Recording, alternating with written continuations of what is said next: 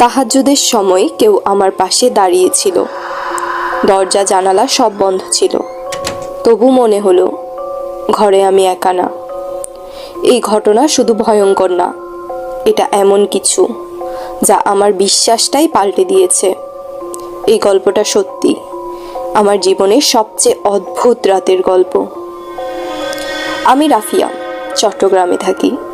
Islamic video, কোরআন তেলাওয়াত এসব আমার ভালো লাগে, কিন্তু তাহাজ্জুদের নামাজ আমি কখনো পড়িনি। এক রাতে আমি ইউটিউবে শুনি, রাতের শেষ অংশে আল্লাহ নিজেই আসমানের নিকটবর্তী আকাশে আসেন। আমি বুকের ভেতরে কাঁপন টের পেলাম। সেই রাতে ঘুমাতে যাওয়ার আগে বললাম, হে আল্লাহ, যদি আপনি আছেন আমাকে একবার ডেকে নিন, আমি আসব। রাত 3:20, ঘুম ভেঙে গেল হঠাৎ। ঘড়ি দেখলাম, অদ্ভুতভাবে জেগে উঠেছি। অজু করলাম আর সোজা জায়নামাজে দাঁড়িয়ে পড়লাম। আজকে নামাজে খুব মন বসছিল। সিজদায় পড়ে চোখে পানি চলে আসলো। হে আল্লাহ, আপনি কি আছেন? আমি আপনাকে অনুভব করতে চাই। ঠিক তখনই মনে হলো কেউ আমার পাশে দাঁড়িয়ে আছে। 2 হাত পাশে কেউ রাখছে, যেন একরকম ঠান্ডা বাতাস লাগছিল শরীরে।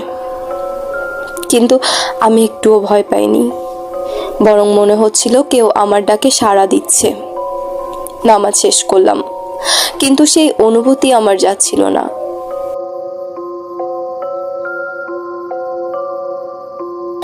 ঘরের বাতি তখনও নিবানো, জানলার ফাঁক দিয়ে আলোর রেখা এসেছে।